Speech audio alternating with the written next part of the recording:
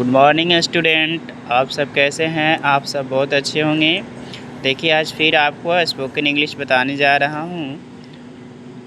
आप ध्यान से सुनिएगा और इसे याद करिएगा। प्रतिदिन आपको याद करना होगा। देखिए, सबसे पहले स्ट्रक्चर क्या होता है। ऑर्डर। ऑर्डर मीन्स होता है आदेश देना। ऑर्डर मीन्स क्या होता है, आदेश देना। तो सबसे पहले आपको ध्यान देना स्ट्रक्चर पर। Verb plus subject.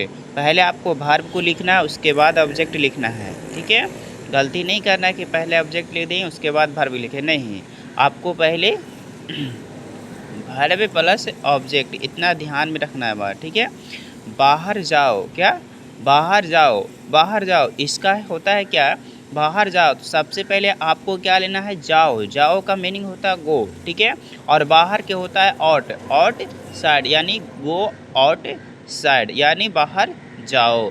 तो बाहर जाओ का इंग्लिश क्या होता है, गो आउट साइड। आप क्या बोल सकते हैं इंग्लिश, आप खुद बोलिएगा 5 बार। एक सेंटेंस को 5 बार याद करिएगा, 5 बार पढ़िएगा, आपको खुद ब खुद समझ में आ जाएगी।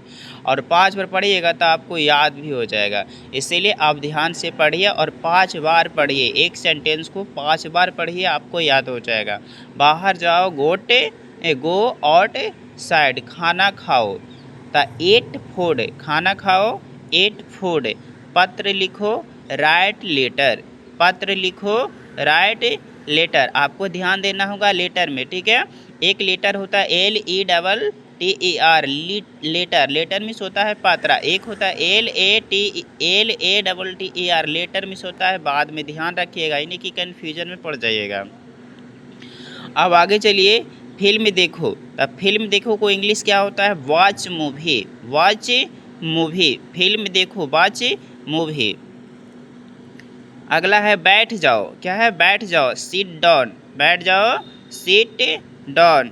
हाथ धो लो, हाथ धो लो। वॉश हैंड्स, तेज भागो, रन फास्ट। अंग्रेजी बोलो, स्पीक इंग्लिश। दरवाज़ा खोलो, open the door, open the door. पंखा चालू करो, switch on the fan, switch on the fan.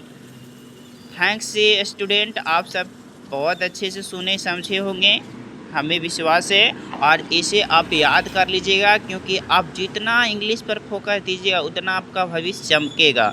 क्योंकि हिंदी से आपका सिर्फ बिहार में चमकेगा, और बिहार में आप उड़ सकते हैं।